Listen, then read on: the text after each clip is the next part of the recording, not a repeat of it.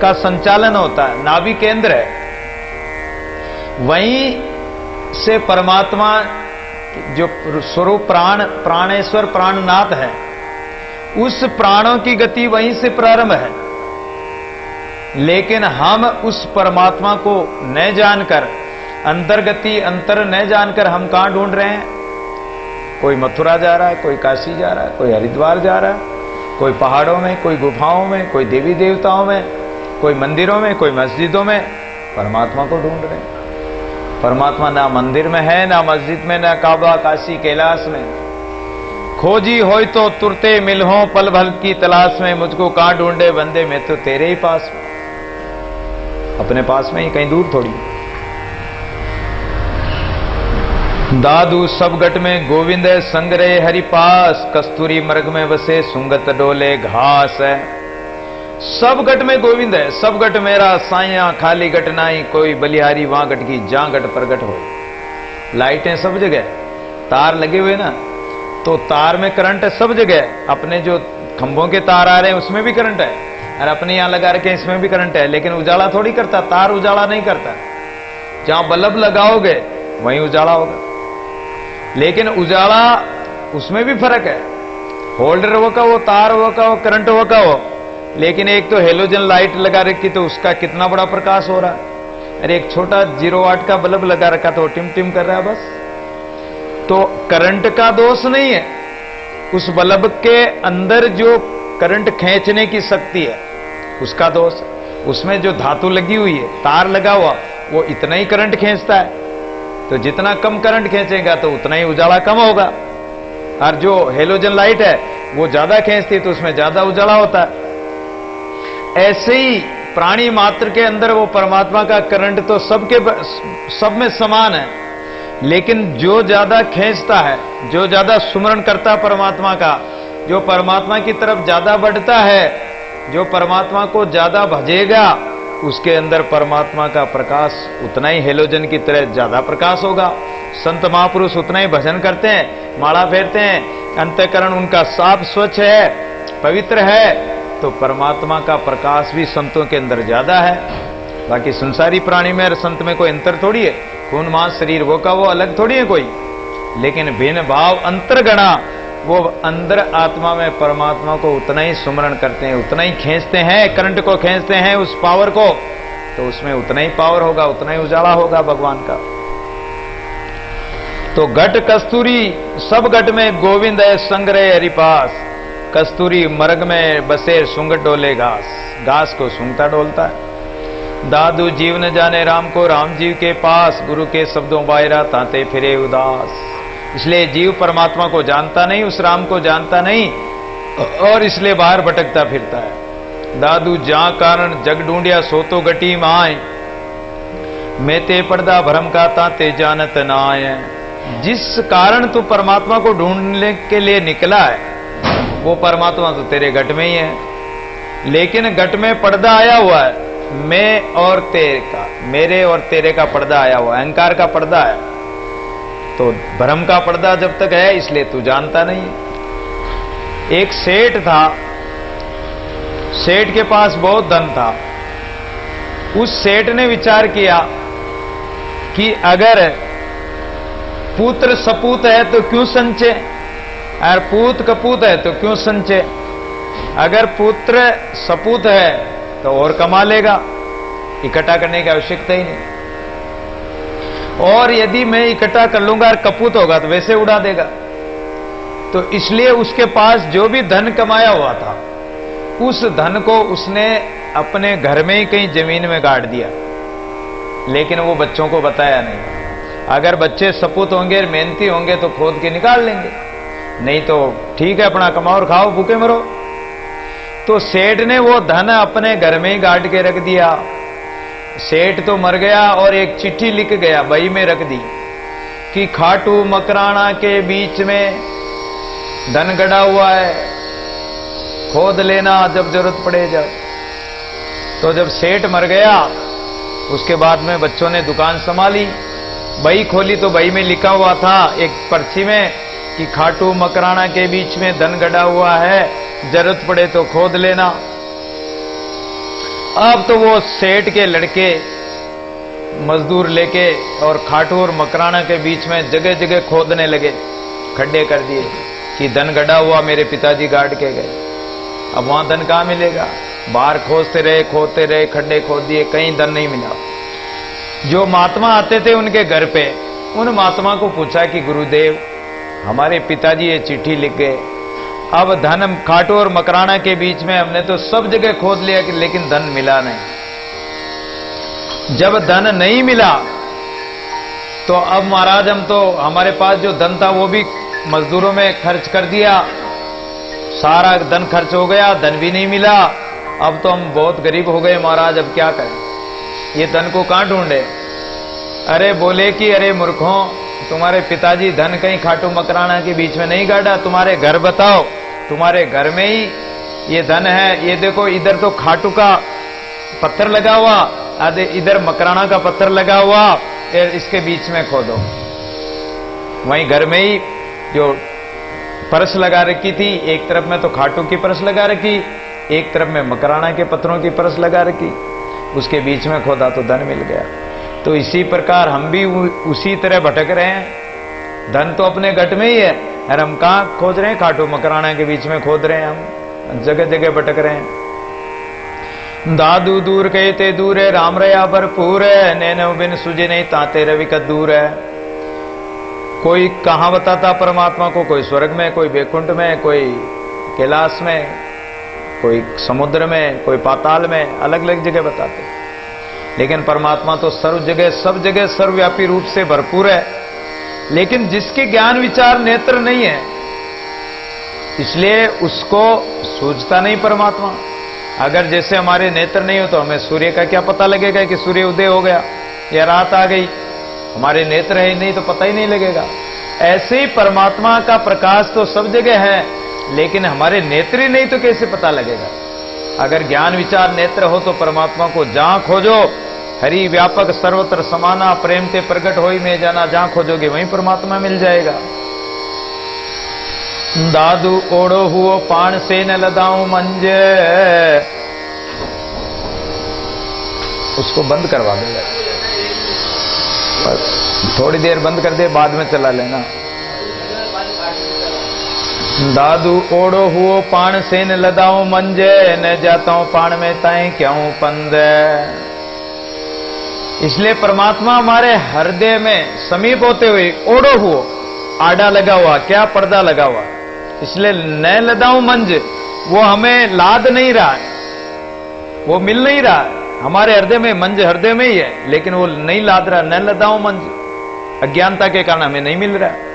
न जाता हूं पहाड़ में, इसलिए मैं बाहर भटक रहा हूं, बाहर जाने की जरूरत ही नहीं।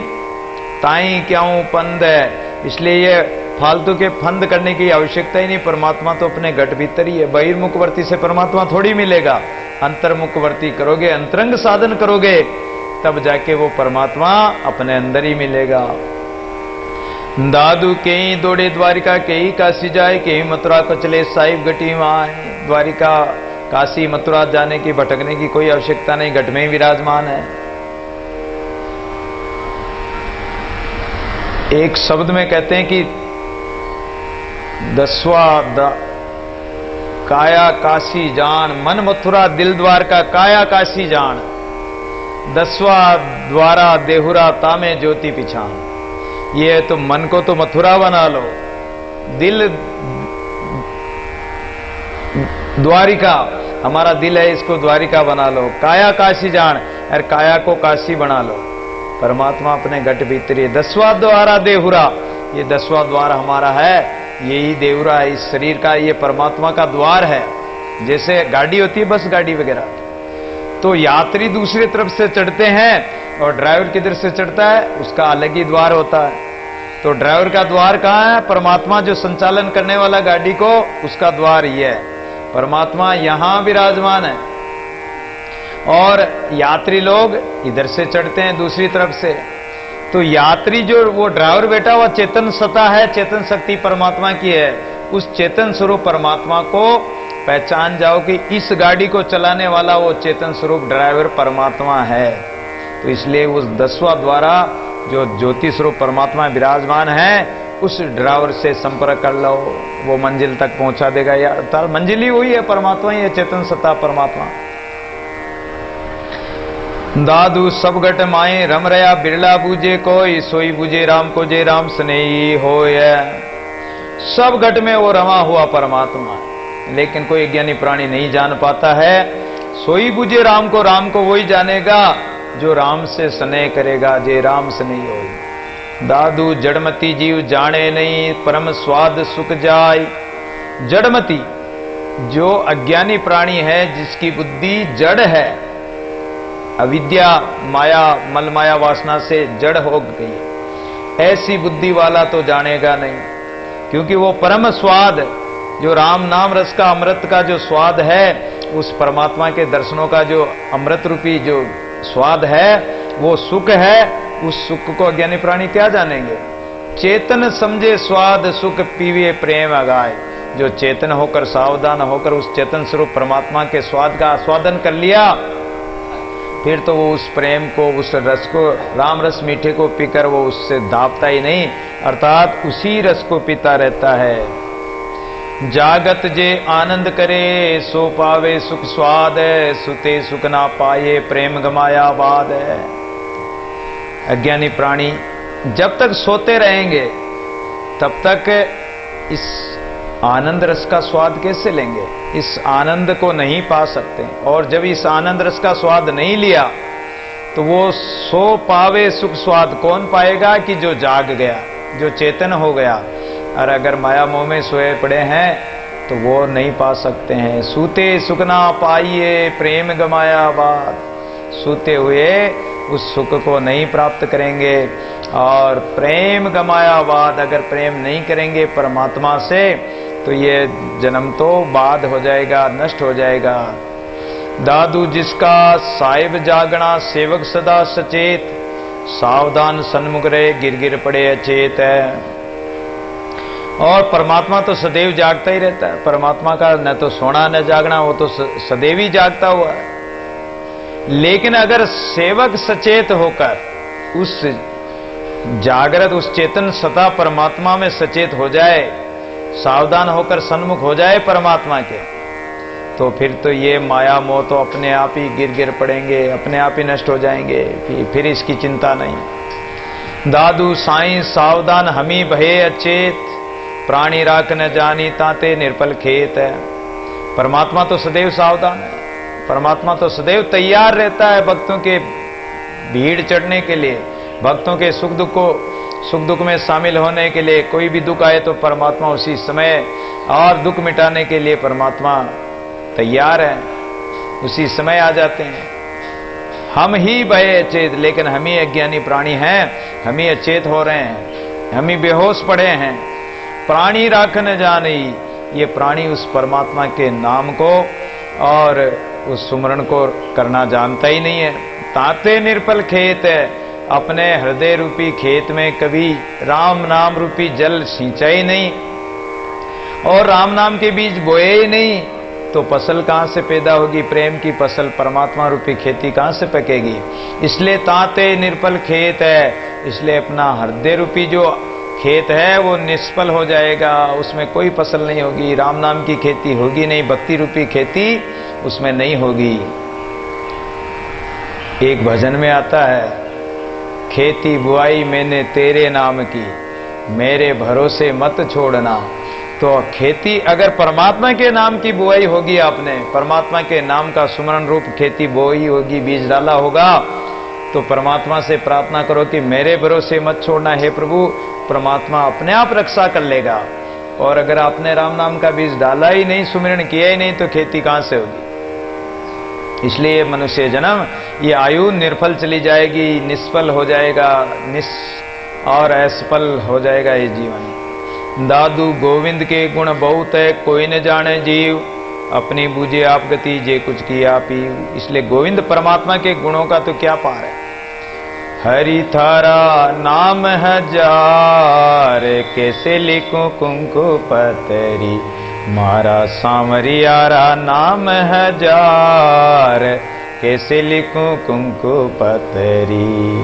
परमात्मा के तो हजारों नाम है, सहस्त्र नाम हरि के, हजार नाम हरि के, करोड़ नाम कृष्ण के।